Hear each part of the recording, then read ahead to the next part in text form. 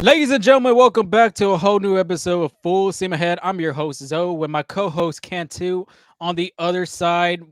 Weekend is finally here, Angel. Oh yeah, absolutely. It's Friday. We're ready for the weekend. You have any plans?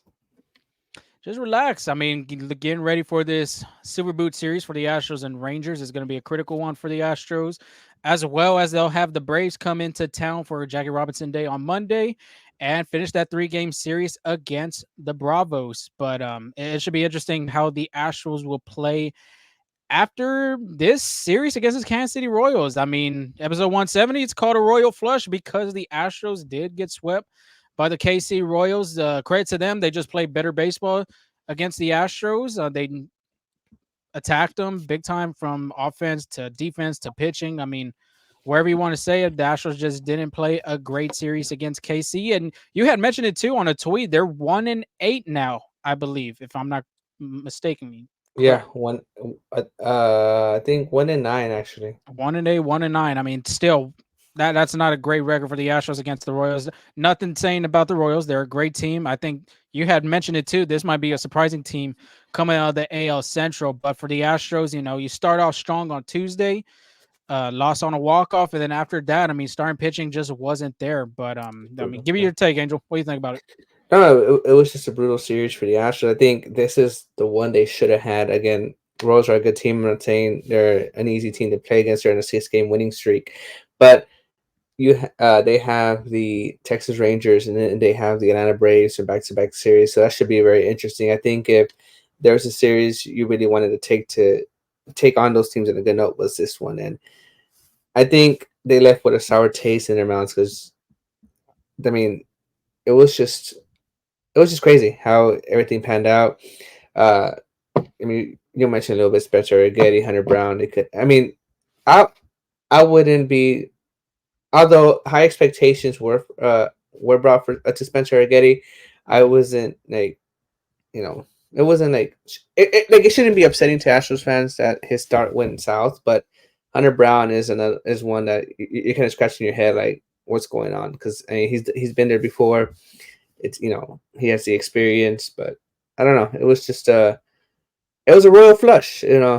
Like, yes, the royal flush is the greatest hand you can have in poker, but the Astros really want to flush this one out the way and move on to the new series. Yeah, it just wasn't planned out for the Astros in this series. The only thing I would say that Astro fans should be kind of holding their heads high is how the standings are in the AL West, because it's kind of still up in the air. Texas just dropped their series against the Oakland Athletics, which they played pretty good baseball over there at Globe Life Field. But real quick on the standings, you got in the AL West, you got the Rangers 7-6, Angels 6-6. A's 5-8, Mariners 5-8, and the Astros are 4-10. You want to give me three other teams that have a record with 10 losses, real quick? I would say maybe the Marlins. I know that's for sure because they were like That's 0 and one. 9. Uh, let's see, the Marlins. Give me It's a who has National League team as a hint. the Cardinals? No, No. Oh, who is it? you got the Colorado Rockies Oh, that's what I was and missing. you have the Chicago White Sox. Okay, that makes So the sense. Rockies, White Sox, and Marlins, all of them have 10 losses, joining the Astros, which I think a lot of Major League Baseball fans and just personnel period are, I'm guessing, I would say, surprised on the slow start from the Astros with a 4-10 record. We'll dive deep into everything. We'll start off with the good, the bad, and the ugly. Who's invited to the Carne Asada? Pitching previews for the Texas Rangers series, a little bit of Astro news, and around the horn, as there are some big things going around Major League Baseball just today. So before we get started, Angel, what you had to say, man? Nothing. Just there was some good things to see from the Astros. The offense, although they did leave the runners on, they like their star players are producing. Like Jose Altuve had a good series. He went 5 for 10.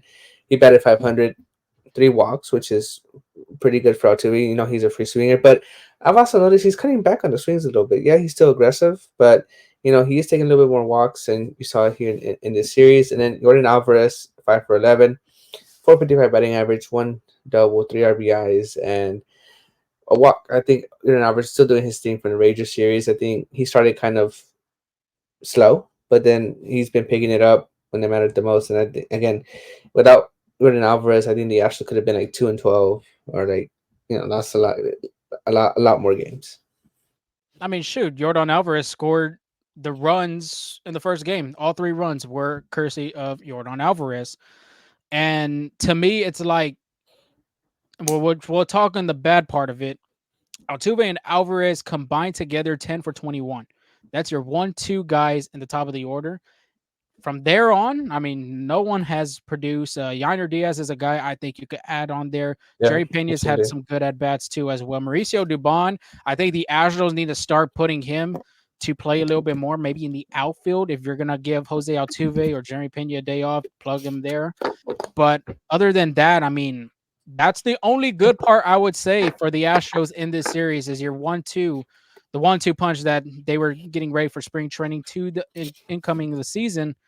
They're doing their job, and it's just the other part of it needs to follow.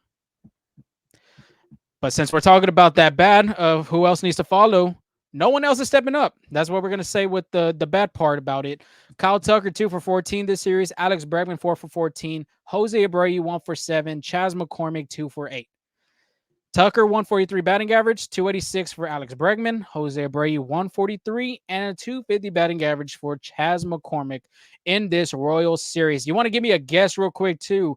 Who's the only guy who had an RBI from them Out of guys all, I had announced? oh, I made the tweet, so I know who it is. Jose Abreu. Jose Abreu is the only Astro from that lineup. If you take away Yainer Diaz, and you take away Jerry Pena, he's the only one from that meat part of the order that gave the Astros an RBI. Not named Kyle Tucker, not named Alex Bregman, not named Chas McCormick, and then if you take away Yordan Alvarez and Jose Altuve. Yeah, and I mean it was a sac fly. I mean he got a pretty good wood on it, but that hit could have easily been an error as well. So I think the scorecards were there pretty generous to Jose Abreu because he easily could have gone 0 for 8 with an RBI because it was a ground ball. I think to me it looked like an error. It's got a little bad hop, like a little higher hop than what Junior expected, and just bobbled it and then couldn't make the throw. But they ruled it a hit, so I mean, I guess if I'm Jose Abreu, I'll take it any way it comes. No, you gotta take those hits Yeah, any way they come for, especially for him. Real quick, even Matt Kawahara had, who writes for the Houston Chronicle, he has done an article on Abreu, and what Abreu is talking about is that his confidence right now, it's just not there. He's missing and whiffing on a lot of yeah, pitches. We talked about him whiffing on that fastball, but I mean, the guy's a veteran. I feel like he'll figure it out. There's a lot of people in the coaching staff believes in him. Joe Spada, Dana Brown, everybody believes in the guy. It's just that confidence is going to be the biggest key for him if he's going to hit out of a slump. I would say. yeah. And he did bat eighth this series. I think that's the lowest he's batted in his career. But prior to the move, Joe Spada did talk to him. He explained that it's better for the team, right? But I do understand your mindset as well. Like it's just baseball could be a brutal game when your mind's not in it, and I think that's where Jose Abreu's at. I'm sure he wants to get better. Like we said before, we've seen him in the clubhouse watching film. Like he's doing Early in the cage too, early at Minute Maid stages. before everybody gets there. Yeah, I mean he's putting in the work because I've been seeing some tweets saying that he's like giving us like no he's putting in the work. He's trying to get better. It's just sometimes baseball can Just be one of them brutal. slumps. Yeah, it's just like golf. Like sometimes it's like you just like no matter how much you try, it can be brutal at times, and this is a case for that. Shout out to the Masters, which it just started Yeah. today. I Or think today. Bryson DeChambeau shot a negative 7 under par on that one. So Shout out to all those golfers out there that watch the Masters. Um, happy Masters Day, I guess you could say.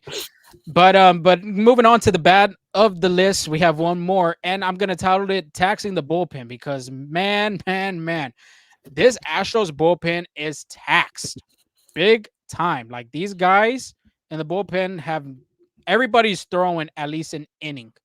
Even Gray Kessinger, who is the utility guy, which really plays the middle infield part, he came in and threw an inning. Threw a 1-2-3 inning as well for them. But the bullpen this series pitched a total of 15 innings. That It's a lot. if you do two starters, or you can even do three, the minimum of innings for them would be five. Three starts from three starters would be 15 innings. But the bullpen coming in with And there's 15, no that's just unbelievable. and there's no off days till what, next Thursday? I believe so. Because they got the Rangers and they got the next Braves. Thursday. Yeah, Yeah, that's it's just it's brutal. It's just a brutal part what a spotter has to go through, because a lot of people too would want to be blaming him. You can't blame him if yeah. the starting pitcher's not doing his job, which we'll talk about here in a minute.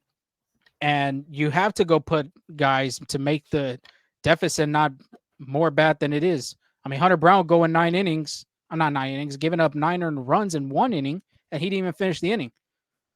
So it puts a big damper not just on the bullpen, not just on your manager, but the rest of the guys playing behind him as well. I mean, I'm pretty sure the offense wants to try to support some way, somehow, but when your starting pitchers just give up that many earned runs, it's just going to be harder for these guys to climb back and get back in the ball game. And this is also a result from that Ranger series too, especially Hmm. again. There was no off days in between the Rangers and the Kansas City Royals, and then they did play a late game on that Monday. Blair Hansie couldn't finish the game, and it was Yeah. just like all of that bullpen work just added on to the starters not finishing the inning. And I think right now the Rangers have the advantage for that, and because I think a little bit more pressure is on the starters to get through the innings because just what the bullpen had to go through these past two series. Yeah, real quick, if you do Arrighetti and Brown, because Javier did pitch a good game against the Royals in the beginning, but combining Arrighetti's and Hunter Brown's stat line, you're going 3 2/3 of an inning, 18 hits, 16 earned runs, 4 walks, 3 strikeouts. Mind you, Arrighetti's outing, I wouldn't say he was getting hit hard. It was a lot of soft contact from the Royal players. Just he pitched in the right zone that Yeah, Yonder Diaz, or I think Yonder Diaz was catching him, put in the glove right there, and the other guys are just executing. The Royals hitters, I remember Pascatino hitting a ball, I want to say kind of near his chin on the outside part of the play. He just took it the other yeah, I way. remember that. I mean, you can't really do nothing about that. And it's just one of those days and one of those outings that you kind of live and learn through it, and you just take it. You're just learning, especially Arrighetti being that was his major league debut, which congrats to him to be able to debut this season for the Astros. And he will get one more start too. I think that's been Yeah. kind of established too. But like you're right. It's his first major league. Like I don't fault him at all. I think if you take away, if you don't look at the numbers, I think he had a pretty good start. It's just like you said, a lot of like the Royals just put it in the right spot where they found all the holes out there. Yeah, I mean, like I said, you just can't do nothing about it. That's the beauty of this game. It's kind of like a little Texas leaguer, loop bloop shot. Is what it is. That's baseball. But let's break down real quick the bullpen, the relievers that have to go out there in that series and do some damage. Taylor Scott, which he did really good, 2 and 3rd inning. Parker Mashinsky, 2 and 2/3. Brandon Belak, 2 innings. Seth Martinez, another guy that's been doing a phenomenal job in the bullpen, 2 and 1/3. Rafael Montero, an inning and 2/3. Brian Abreu, 2 innings. Ryan Presley, an inning, and Josh Hader, an inning. A lot of people were wondering why Josh Hader just didn't go for that 10th inning in the first game. To me, it wouldn't make sense. I mean, he's already pitched. I feel like he's pitched a lot already early part of the season. You still got 100+ games you got to pitch. You gave that guy a big contract for a reason. He's there to save games. He's not there to continue his, prolonging the innings that he's going to eat up. And they just brought up Wander Suero in that game, and Salvador Perez just put a good ball on it. You really can't do nothing about it either. I think if the Astros would have scored in that situation in the 10th, maybe you'll see Hader back on the mound.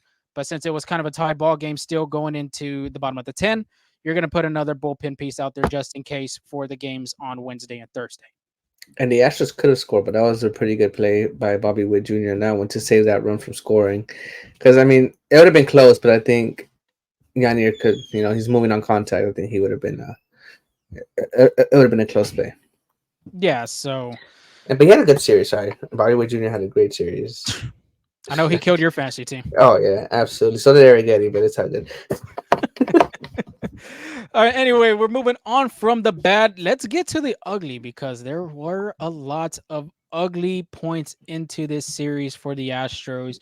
Let's start off with the biggest thing in the room right now. It's runners in scoring position for these guys. It is just brutal for the Astros. They just cannot find a way to get that big hit. And when they do get a big hit, it's only with maybe one run scoring because Monday they only scored three, not Monday. Tuesday only scored three. Wednesday only scored two. And then today's game, which we're recording this on Thursday night, they only scored 3 runs. So it's been brutal for the Astros. Tuesday, runners in scoring position was 5 for 18, 13 left on base. Wednesday, you go 2 for 13 with 10 left on base. Then Thursday, same situation, 2 for 13, 13 men left on base. You combine all those numbers, 9 for 44 with runners in scoring position. 36 left on base. You're not going to win a lot of ball games, especially going against teams like the Royals. The Royals are a good team.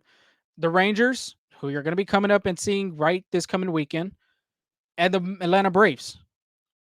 That team's a powerhouse. They should have, I believe, for me, they're the team to win the World Series last year. And their offense just didn't click at the right time. But they're still a great ball club, especially when you have the reigning National League MVP Ronald Acuna on that team. You got Matt Olson, who hit 50 plus bombs last year. Ozzy Albies. I mean that team is just stacked, and you're not going to win a lot of games if you're not going to produce, helping your starting pitcher or even helping the bullpen. So Yeah, that's just very brutal. I think this is kind of piggybacking from last year too. I think like this was a big, you know, like a big thing the Astros struggle with, and that's why they were talking about bringing a bat in, because to kind of seize this opportunity. But I feel like they have the right people there. It's just a matter of like timely hitting. Like they got Kyle Tucker, they got Yordan Alvarez, they got Jerry Pena, who's looked a lot better. Mauricio Dubon, who's sometimes, I agree with you, should be seeing a little bit more at bats in the game. Like they have the guys to produce. It's just a matter of people finding like the hot hitters finding those RBI situations. Again, they moved Jose Abreu lower down the lineup, and guess what? He still found himself hitting with runners in scoring position, and again, ground out to the playing a few of them. Just swinging out of bad pitches, and those could have been runs if somebody maybe, just, yeah, I feel like if those opportunities would have found maybe a Chas McCormick or Jerry Pena, those could have been brought in, right? But it's just those runners in scoring position, finding guys that are not like that are cold in the plate instead of hot. I think it's a big factor too. Okay, I have a question since we're talking about the offense before we move on to a pitching stat. And I've been verbal about this with you. Do you think they need to maybe change the lineup? Because right now this lineup, 4 for 10 is the record. Runners in scoring position is not getting any better. Yordan Alvarez and Jose Altuve, the only guys contributing in this Royal series. Do you think there needs to be a move, maybe putting the big man behind in 3 or 4, maybe moving Kyle Tucker to the 2 spot, maybe getting him to see them more fastballs, and maybe Alex Bregman too? I mean, what do you think? Do they need to kind of mix up the lineup a little bit, or do you just think right now they're in a good spot? It's just their hitting is just not at the right time. I don't think there's a need for like a hard reset or anything like that. I think Mhm. on paper, you know, this lineup can produce. Like you see, like I think we've seen little glimpses. The only thing is that the bottom of the lineup is not like the reason why the lineup the way it is because to give Jordan Alvarez more RBI opportunities. For example, Jose Altuve gets on base, brings in uh Jordan Alvarez. He does his job, moves to run over. Kyle Tucker's an RBI guy. He's just struggling right now. Or like if Turk can do it, Alex Bregman's a guy. He's struggling right now. And then again, the reason why you have Jordan second is for that bottom lineup. They get on. Jose Altuve moves him over. Who's there to bring in Jordan Alvarez, right? I I understand the frustration from all cylinders, right? From the fans, from the players themselves that they're not finding the results that there is. But to me, I think the lineup is just fine. Uh, I think once they get hot, once they get going, these are gonna be like this lineup's gonna be pretty good.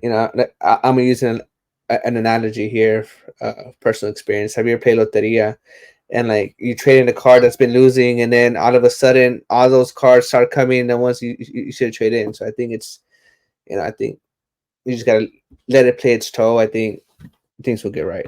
Well, what's your take? I honestly think they might. I have a strong opinion about maybe putting Kyle Tucker in the two hole Okay.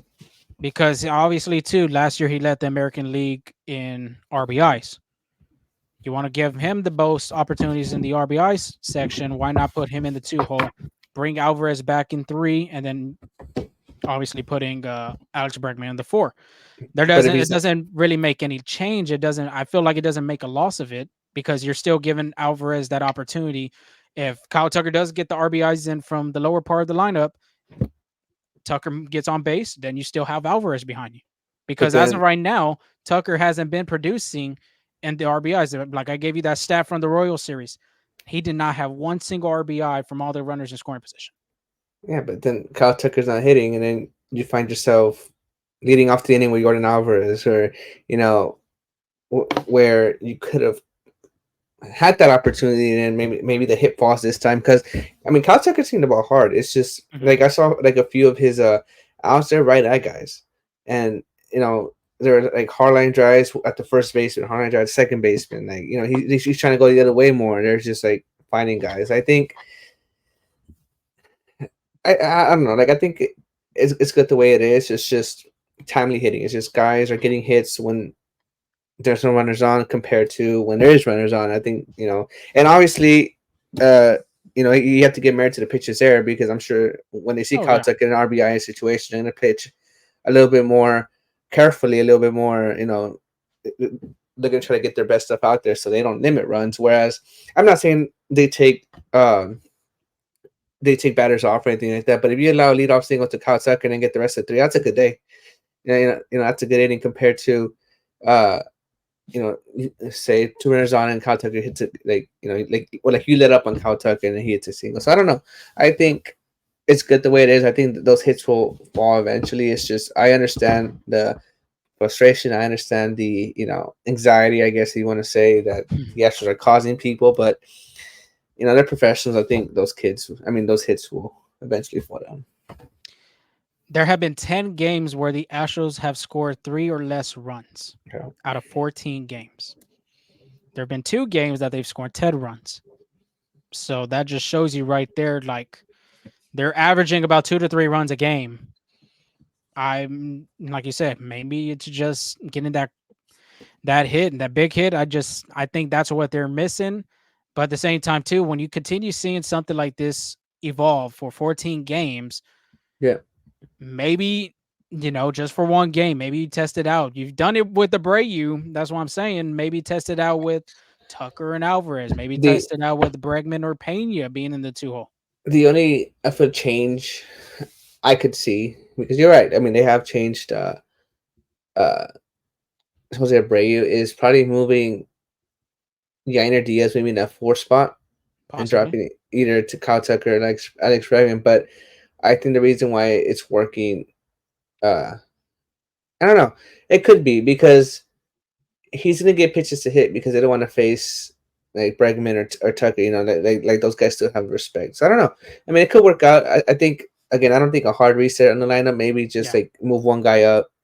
You know, That's why I'm seeing. Like that's why okay. I'm thinking like maybe the Astros need to put Kyle Tucker in the two, let him see more fastballs because usually that's from your 1-2. That's typically baseball. 1-2, you're gonna see fastballs 3 through 5 or 3 through whatever the I pitcher don't, wants to do. But then I don't again, it think is Major League Baseball too. I don't think Jordan's getting fastballs. So That's what I'm saying. Off speeds. yeah, But I mean that's Alvarez, a professional hitter like Michael Brantley.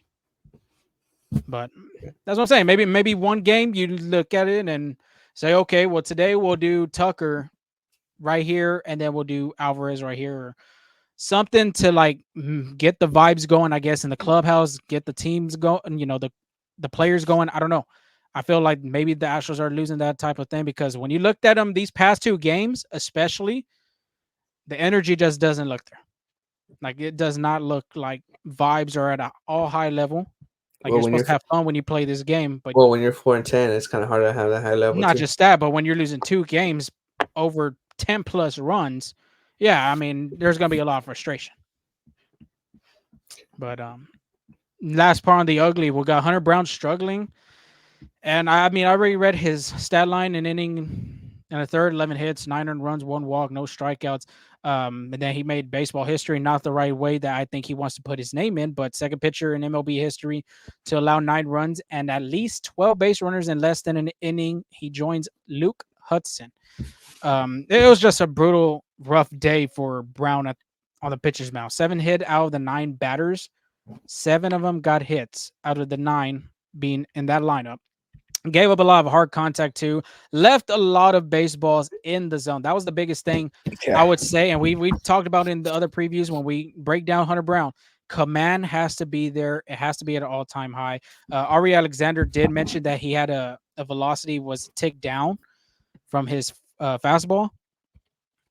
The command's just going to be the big issue with him. That's just probably if he's going to pitch at this major league level, he has to be able to command correctly, be able to get that curveball down, not leave it high. Don't elevate the fastball too high either, pitching it out of the strike zone as well.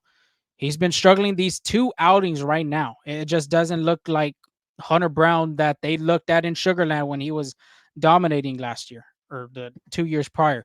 Real quick before I get your thoughts, highest ERA since July 1, 2023, minimum of 80 innings. Hunter Brown leads that list with a 7.45 ERA. He's joining Kyle Freeland from the Rockies, 6.75, and Trevor Williams from the Washington Nationals, 6.51. I mean, I don't know what to say. Angel, you got anything you wanna add on? Oh, I think you hit it right. You hit the nail right in the coffin on that one. And just to prove Ari's point, last year his fastball average 95.7. It was at 94.7 here, which even 94 seems kind of low for Hunter Brown. He's usually in the 96, 97 range. And like even his slider was pretty down too. His slider was at 87.5% averaging speed too on that one. So I mean, I guess his stuff was down, but you're right. Like the literally every knuckle curve except 2 were out of the zone. Right, sorry, right there, done, like basically in the zone, hittable pitches, and one missed super high. So, um, to me, I don't think he had his feel for his off-speed pitches and then not even for his fastball because his fastball was missing high, and Mhm. when it did make contact, they were out over the plate. So, but I think this is a year Hunter Brown, needs to show something. I guess just like Jerry Pena, there's that sophomore slump, but it's kind of a bad timing for the Astros to have a sophomore slump, especially how thin that rotation is. Yeah, I mean, a lot of analysts, I would say, for baseball, had him as the next guy to jump up and not bounce breakout. I would say Mm-hmm. the next breakout as a pitcher, and a lot of people had Hunter Brown under their radar. And right now, it's like he's trying his best, but his fastball, like you were saying, it's elevated. If you go back and look at the replay of this game, fastball was just right down the middle. If he didn't hit the spots, it was right down the middle inside. Curveball was just left up in the part of the zone hanging. And obviously, these are major league hitters that are at the play: Salvador Perez, Bobby Wood Jr., Michael Garcia, Vince Velasquez. Not Vince Velasquez. I think Nelson Velasquez is the name. I mean, they're going to do damage. And that's what they did. Shoot, they batted around that first inning. Brown couldn't get that last out to get out that first inning, and Joe Spada was in a tough situation of like, man, do I need to go get him, or can he get out of this inning without me going to the bullpen this early? And I mean, it's just been back-to-back outings for Brown that's been kind of honestly just not the way that he envisioned.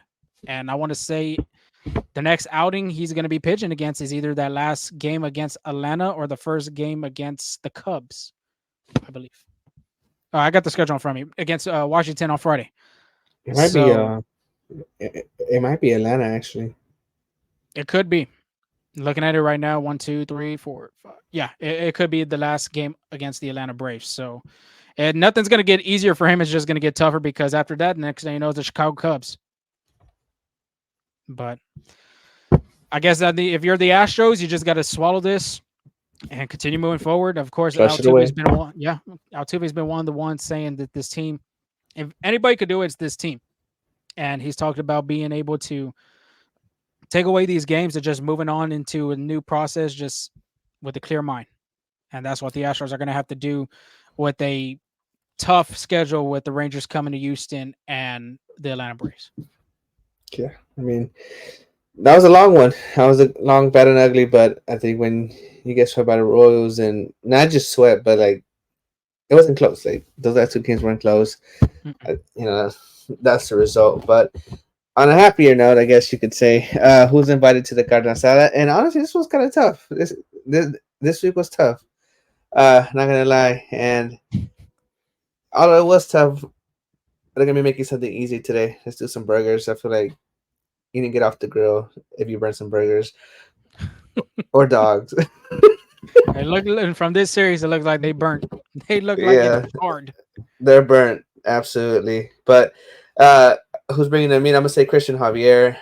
The reason is I think he gave the Astros the best chance to win that game. He did pitch five in the third, 5 hits, 3 runs, 2 earned walks, 3 strikes. I mean 3 walks and 4 strikeouts. It wasn't his best start, but that game was winnable. Mhm. Uh, it was winnable. Again, you saw what happened. I and honestly, like I'm not a real big fan of that. A player starting in second base, but I mean, it wouldn't have mattered regardless because Salvador Perez would have probably had a leadoff double off one star, and then it would have been in the same scenario, just with a different batter. But you know, uh, it is what it is. But I think Christian Javier deserves it. I think he gave the Astros the best chance to win. The Buns is Jose Altuve. He's been invited. I think every in every segment. Almost. Yeah, almost every segment. And I'm gonna read you the stats. Lorenzo already read you those. He had 5 hits this series. Yordan Alvarez, I think he's actually been in on This guy's been yeah almost on this all the candidates. all the segments. He's bringing some chips. What type of what type of chip guy you think Yordan Alvarez is? You think he's a little spicy on the spicy side? You think it's I think he's a Julio's kind of guy. Try oof. those Julio's chips, man. Oh yeah, those are pretty good. A little spice on it too. The spicy ones, if you want to go with the spice. He is Cuban, so Yeah. you know them Cubans love spicy foods. Have you ever had a Cuban sandwich? I have, and them D- things are pretty damn good. don't they add those little like little potato chips? The ones that the like the little Like the, I don't. It's not plantains, or it might be actually. I can't remember the top of my head how it looks. it's like a little crunchy, right? Yeah. Okay, Oh, cool. okay. Yeah, yeah. I know what you're talking about. Like they're like almost like the French onion things you would put on Yeah, your but they're Cuban potatoes. food. I Yeah, think they're exactly. potatoes.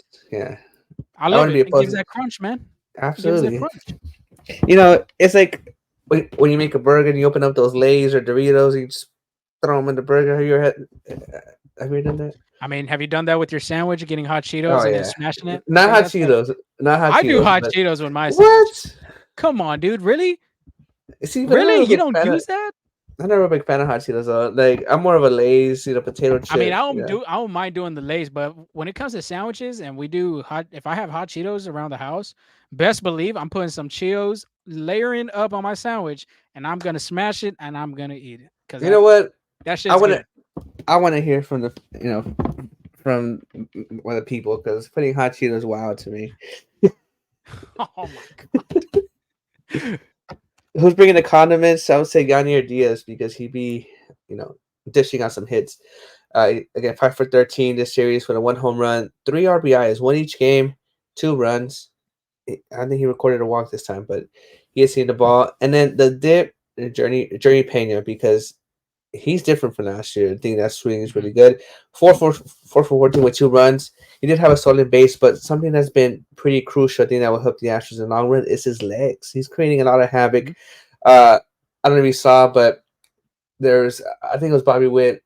He made a tough play, but he tried to rush the throw, and they got away from him. Like I think just him being on the base pass, is always a good sign for the Astros because he's a stolen base threat. Uh, when he's running down the line, trying to break up the double play, they got to rush a little bit more. So I think he's really good at.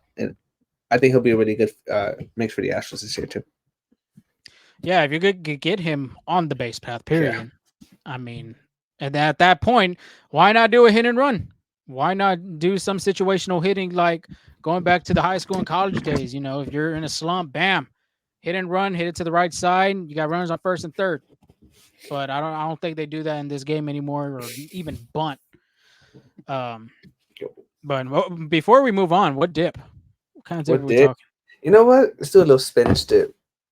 Oh, look The at spinach you. dip. Yeah. Look at you being healthy over here. Green. I'm Do not you, sure it's healthy, but but I mean, spinach still. I mean, on it compared to like having a cheese dip or like a ranch dip. with spinach with all the other fattening sauces that It involved just in it. depends if you get the low fat on the cream So cheese. low fat is kind of nasty. I know why. Man, dude, come on, dog.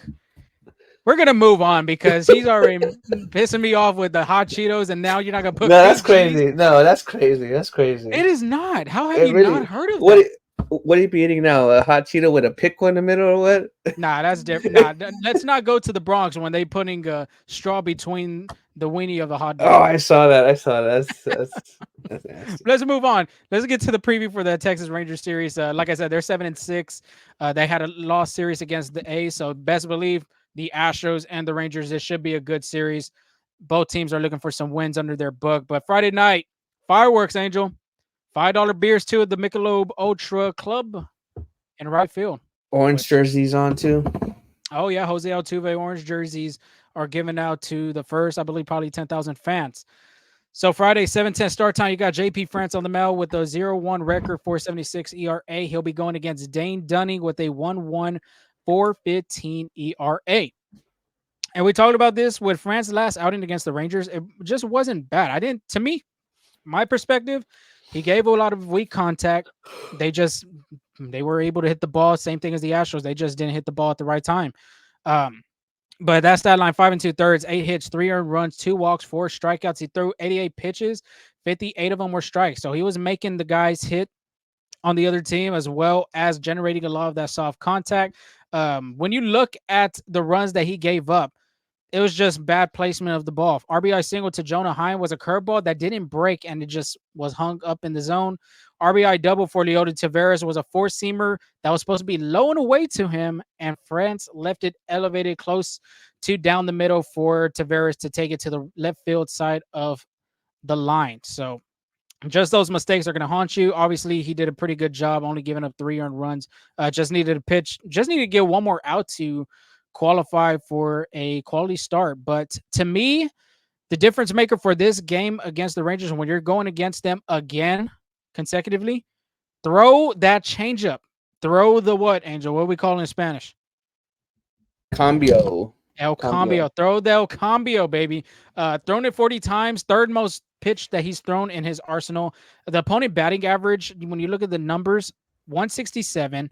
Expected opponent batting average, 121. The exit velocity off the pitch, 71.5 miles per hour. And he has a 7-run value. 7-run value on it last year, which is a very positive sign when you go look at the stats on StatCast. Very promising pitch. He did pitch it, I want to say that was his third most thrown pitch in that last outing. But when you throw that pitch and when you execute it correctly, you're going to get beneficial results and let the defense play behind you, either getting a pop up or a ground ball in this game. Now he only throws the changeups mostly to left-handed hitters. Left-handed, which you're going to see what Corey Seager, Jonah Heim, which is a switch hitter, Leody Taveras is a left-handed hitter, Evan Carter. So those guys are great hitters too. Shit, Yeah. Corey Seager, World Series MVP, Evan Carter, who has a great eye at the plate. You're gonna have a tough day against that lineup, but if you execute correctly, you should have no bother of scoring a lot of runs against that team. Okay. I agree with you. Yeah, and then Dane Dunning, real quick. Last start against Houston, 6 2/3, 4 hits, 3 earned runs, 3 walks, 7 strikeouts.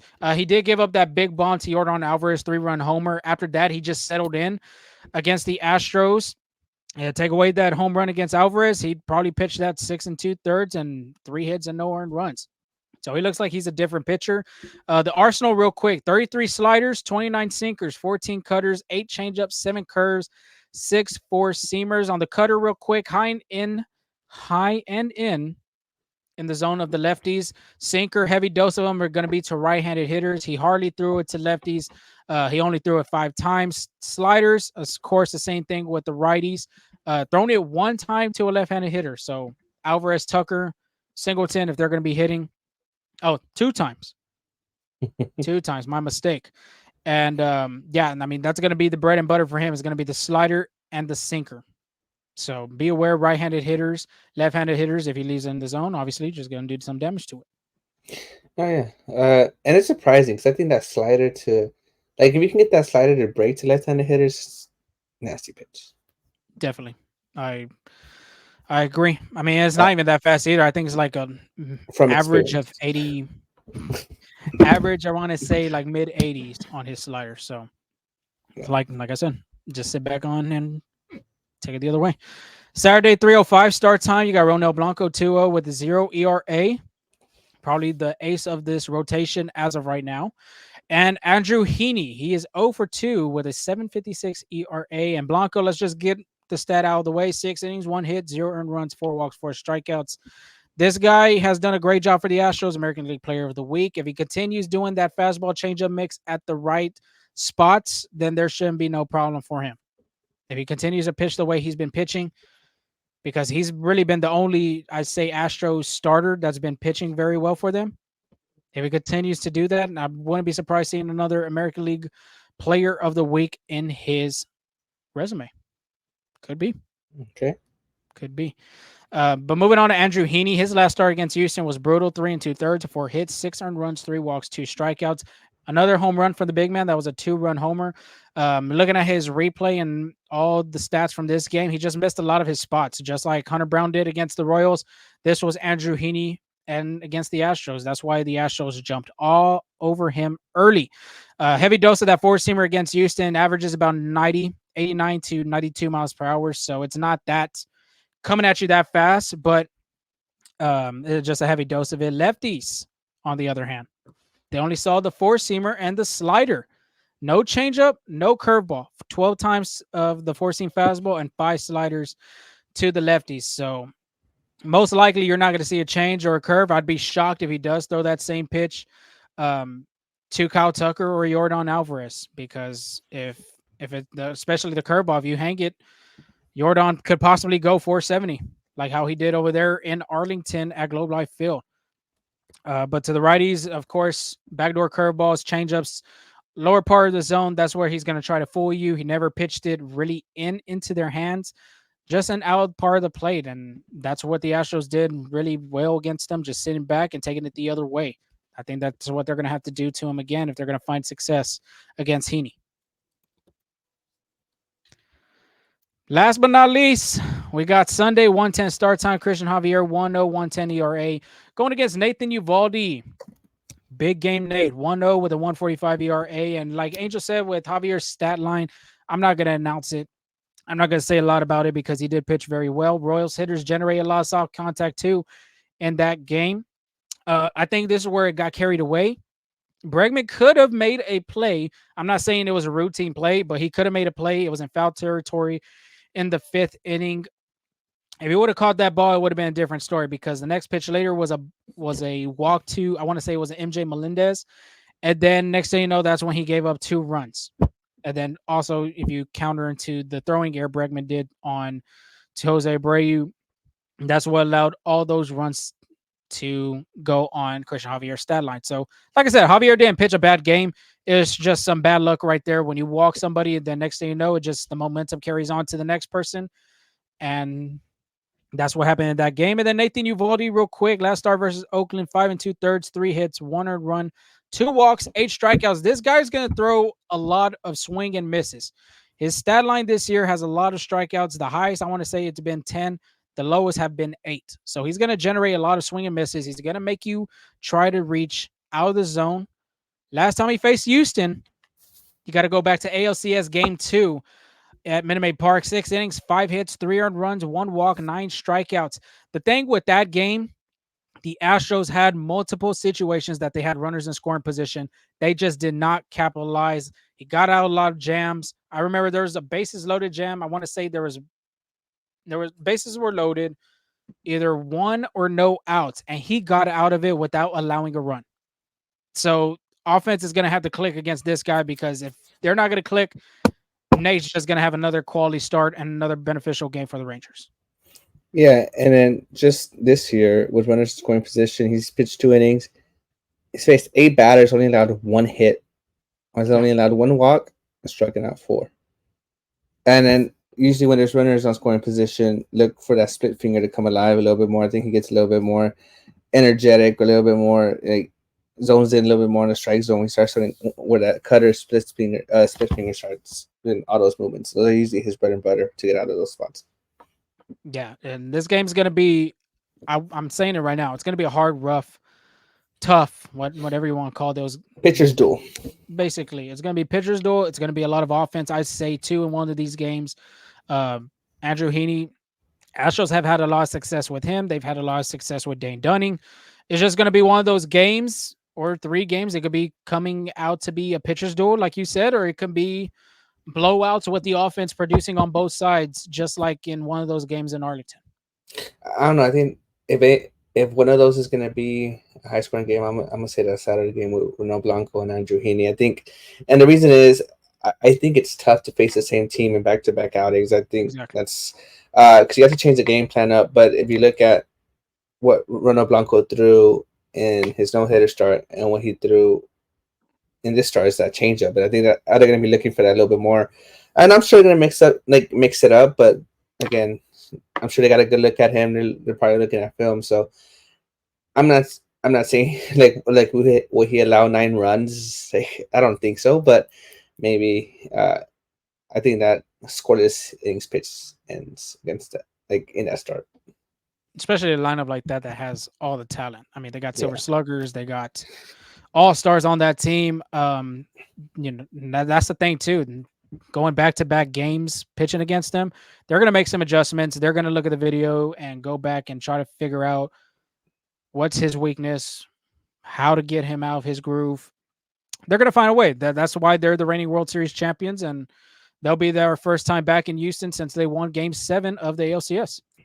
I mean, and he's going to be watching film too. I'm sure. Exactly. Well, like I said, they done it. Saw Andrew Heaney, so they're going to be like they have that fresh in their mind too. So it'll be an interesting series. They won't play again until July, so uh, it'll be a pretty good one. But moving on to Astros news, as you know, because you saw Spencer Arrighetti pitch, Framber Valdez hits the 15-day DL. I'm sorry, IL. Uh, Framber landed on the IL with elbow soreness. So, I mean, so far, I think the Astros are kind of downplaying it. Like, it's not a big deal. They just did it to be precautionary. But, I mean, I think the Astros have a knack for downplaying injuries until they really can't hold the news any longer, right? But this was Dana Brown talking to Sean Salisbury on Sports Talk 790. He said, "We had a nice little sit down and put him on the IL. I don't want the group to panic. He's going to be fine and will miss a couple of starts. Thank God it's only the 15-day IL." I mean, just by kind of like looking into what Dana Brown said, what's your take on that? What do you think? Uh, do you think it's just like a little injury that comes and goes, or do you think it might have some long-term uh, problems this year? It could potentially have some long term problems I was thinking the because same elbow thing. soreness that doesn't sound right. It's like you might as well say almost discomfort, but it's another word, soreness. Because Framber Valdez It's knows sitting his them. body. Framber Valdez knows his body more than anybody. And the thing is with that, yeah, he's gonna miss a couple of starts, but it's brutal to this team as of right now because I mean we just talked about what happened in this World Series when he was supposed to pitch in one of these games. But at the same time, too, I do see it as a positive because it's giving him some starts to get that arm back. He's supposed to be playing catch too. I forgot to mention. Joe Espada had mentioned to the media he's going to be playing catch soon. That he's feeling better, but at the same time, this could be a prolonged injury that could come back and bite the Astros and bite Framber Valdez in the butt in the later part of the season. And because you really can't diagnose somebody like a doctor can't diagnose you with elbow soreness. What is elbow soreness? It You hurts. know, that's like me saying, okay, my shoulder hurts. And that's why I came when I talked about last episode. Let me throw some Tiger Balm, throw some BioFreeze, icy hot, whatever. Make it go away. Because I mean, when you throw so many games, it's gonna you're gonna feel a little bit of pain. You're gonna feel a little bit of soreness. Maybe the ice baths aren't helping him. Maybe he needs to go get an Epsom salt bath. Have you had one of those? Those Actually, are no. great. Those are great. Highly recommend. But yeah, it's unfortunate. Maybe maybe it's just some starts, but it could be something. I think, my opinion, it could maybe come back in the future and kind of hurt him. Yeah, I think my favorite thing to say is that it can go two ways. Yeah, Honestly, basically. it could be just a little soreness. It's early on, and the Astros need the all the pitching arms they can get, so the way they can bring that up. Because the only reason Parker Michigan was able to come up is someone goes on the IL, so Hmm. it could have been something like that, where it used to be the 10-day Yeah, IL, which I think that was a little bit. I think there 15 used days to is be too a much. 7. Yeah, but that was only for what, concussion? I'm Mistaken, not sure. or I remember there was a 7, there was a 10, and now there's just a 15. yeah, I They think did away 7 with was those. just for like concussion protocol. I think, but yeah, I mean they need the arm, so I think like the only way they can do it is by putting someone on a DA on the IL, or again, it could be like that long term issue where it's just monitoring closely. See, they're trying to see their options before they make any major announcement, but. I mean, Forrest Whiteley's back. He's Yeah. pitching. Made his second relief appearance for the Space Cowboys. He did. It wasn't pretty. I mean, he did top off at 99 miles per hour, but in an inning, he did allow 3 hits, 3 runs, a walk, and 2 hits, but two of them were home run. But again, he's just getting back too, so I think it might be a little rust in him. Again, I think we said this last time too. Facing live BP or throwing bullpens is not the same as actually being in the game. So I think Mhm. once he gets going, he could have a chance to be in that bullpen. Excuse me. And then we also have Jose Urquidy, Herman Karakawa. Just Father said Urquidy is really close to getting off the mound too, so he's working his way back too. Uh, er- I think every time I introduce myself to Urquidy, I always say how's the arm feeling. He's always good. He's always like good. I mean, I'm sure he doesn't want to get too much, but I'm Positive sure, vibes. yeah, Positive positive vibes. vibes. So I'm sure he's pretty. He I'm sure he's pretty close to coming back to. You have anything about pitching news? No, just got to continue just to monitor and see what happens from there. Yeah, I mean, and you've seen the epidemic, and we kind of talked about it last time. So it's just like every time a pitcher gets hurt now, what's the eye kind of hold your breath a little bit, see what it could be. But moving on to around the horn again, I think the biggest news this offseason is gonna be the Shohei Ohtani investigation case. You want to say the Major League Baseball did update about the interpreter, Ippy Mizara. He's been charged with stealing over 16 million from Shohei Ohtani. Mizara was charged with bank fraud for transferring the money from Ohtani's account to an alleged illegal sports book. So take it as you will. There is an there is an update. Yeah, I know like a lot is circling social media, but I'm not gonna comment on it. I'm sure you're not gonna comment on it. So just It's a it is lot. what it is. Yeah, it is what it is. Jordan Montgomery, and we kind of already talked about this. How Scott Boras just overplayed his hand, and he's losing clients. He's hired Wasserman's Joe Wolf and Nick Chanuck as his new agents. No longer will be represented by Scott Boras, and as I was saying earlier, keep an eye on that Alex Bregman situation too, because the way you know most of his clients played out is just The 4 biggest ones, I'd say, yeah. from free agency. They just didn't pan out the way they thought it would happen, and especially him. So, Yeah, you got what? You got Juan Soto this coming year as a free agent. You got Alex yeah, Bregman, Matt Chapman, a possibility, and Jordan Montgomery, and all these other guys. yeah. But Jordan Montgomery's gone, like you're saying. I think it worked at first because teams were like, no way, they're actually like not gonna wait this long, so they kind of like maybe, you know, worked their nerves a little bit silent. But now they learned the game and they're like, you know what, so let them miss. I mean, like I'm sure they want to come back, so they were able to find those cheaper deals. So you know, it's all about adapting. I think Major League Baseball adapted so this doesn't happen again. And I don't think, I mean, it might happen, but I think less and less unless they want to take huge pay cuts. Uh, and then the biggest prospect in baseball, Jackson Holiday, made his MLB debut. He was called up to the big leagues. He was 0 for 4 with an RBI and 2 strikeouts. I know the guy I'm going with against fantasy picked him up like I think right after the first game, so nobody had a chance to pick him up as soon as he got After called up. the was it after the first game of this season or the first game of I thought he was still out there when we were No, no, doing it. no. Literally, and it might have been before opening day. I think it was like after the first game of opening day, or it could have been before. But he picked them up early on. I sent you a text when that happened. I was like, I went to go look to add him on the waiver wire. Man, he was gone. I was like, shit. Never Yeah. fails with the free agents and prospects that come up. You and somebody else want to be taking them away, man. I swear to God. I swear. Yeah, be quick. Be quick. Like that old man with the dollar bill hanging it. Yeah, I think it was a guy with commercial. I can't remember, but that is all for our show. Yeah, I mean, not the show I think everybody was expecting from this series against the Kansas City Royals, but credit to them, they did play a great game against the Astros. They took advantage of all the situations from that game and made it positives. I think they got to shoot. They're ready to get 6-game winning streak, I believe. Yeah. They're just playing hot at the right time. That's baseball for you. But you got anything else before we sign off? No, just thank you for listening. It was a long one. I think we kind of worked our ears a little bit this time around, but thank you for listening. Thank you for the support. Yeah, definitely. And don't forget, follow, hit that subscribe button on our YouTube, Twitter, Instagram, TikTok, wherever you follow us. Make sure you give us a rate, give us a review. We haven't had one in a while. But till then, we'll talk to y'all after this Rangers series. Have a safe weekend. Have a blessed weekend. And we'll just have to see what happens with the results. But till then, talk to y'all later. Peace.